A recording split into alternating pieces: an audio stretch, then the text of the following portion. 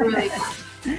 So fun. Okay, so let's talk a little bit here, just about your mindset of, I know we kind of talked about this earlier, just touched on it, but going into the shows and the mindset you have to have, and then coming out of the shows and the mindset you have to have, because I've said this before, that I always felt like coming off shows could be a harder transition for people, and having the right attitude, mindset, and then self-discipline. Yeah, absolutely. Right. I think you spend 12 to 16 weeks getting ready for a show, and you get so engulfed in it that you don't realize that this is not your everyday life, that this is going to end, in 16 weeks. And so you're goal driven all the way until the end, and the show comes, and then you kind of go through a little mental breakdown, because you're thinking to yourself, what am I going to do now? I've been working so hard every day for this goal. And so now what? What happens now? And so I think the first couple of years I struggled with that a lot.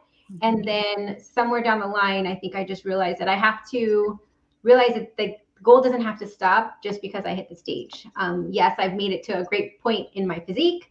It doesn't have to stop there. I can keep going with what I am. I just have to make small goals on how I'm going to do that. So whether it came to just getting your diet back to some normalcy, keeping up with my competition diet, but adding back in, certain carbs, or adding fruit, or adding little things here and there, and doing it slowly so that you don't completely derail all the work that you have done, but letting yourself just slowly start to enjoy things. And I think it just became a matter of setting that goal after each show, knowing like, here's where I am and here's where I want to be. What steps do I have to take to get there? So fun. Okay. So right now, are you still kind of eating that 4 to 5 meals a day? Like, what are you doing?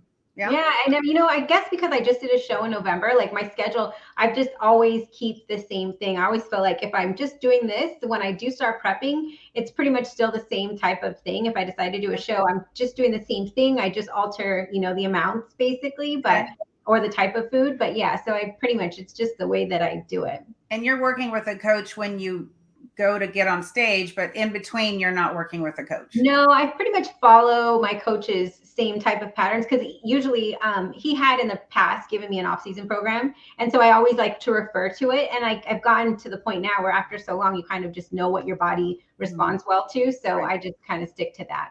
Right. Okay. That's awesome.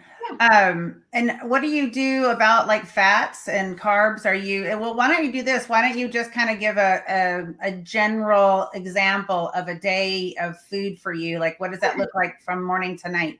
Yeah. Well, my breakfast is always the same because I absolutely love oatmeal. So I always have Coach's Oats in the morning. So I have oatmeal, and I have muscle egg, which is flavored egg. Coach's Oats. Yes, those are my favorite. Diehard favorite. That's from like long time ago. Yeah. You still make those? Yeah, absolutely. They sell them at Costco too. So you can actually get them at Costco. Where have I been? Yeah. So I do Coach's Oats and muscle egg in the morning. And it depends and I'll have strawberries, either strawberries or blueberries. I'm more of a strawberry girl. But for breakfast, I do, it's always oatmeal, eggs, and strawberries. And then my first snack is usually chicken or ground turkey and a sweet potato and some green vegetables. I have a lot of green vegetables throughout the day. Lunch is typically fish. I'll do salmon or tilapia with green vegetables or a salad. And then the afternoon, I'll do rice cakes and almond butter, or an apple and almond butter. It just depends. And then dinner's always either salmon in a salad, or tilapia in a salad, or steak in a salad. I love carne asada, so I have a lot of steak all the time. And then I always make a protein pancake or a protein waffle before bed. So I just do protein. It's like the easiest thing ever. Protein, muscle egg, and some baking powder. And I have a amazing protein waffle before bed with, usually a tablespoon or 2 of almond butter. And it's my absolute favorite. And then, I love those protein Pop-Tarts. Those are like a snack any time of day, breakfast, lunch, or dinner. I just throw those in wherever I can get them. But that's pretty much it. I love it. You're like, my snack is chicken, and like, that's not snack food. I mean, unless you're saying like chicken nuggets or something, but no, but I mean, like, I chop up my chicken into like like little cubes, and I'll mix it in with red peppers and onion, you know, and I just have like 4 ounces of just chicken, mix it in with rice and just make like a little bowl or whatever. But Yeah. I'm not a big snacker, like as far as like snacking throughout the day. Well, no, because you're eating so much all the time. I know. So there's not a lot of room to snack. Yeah, this is true.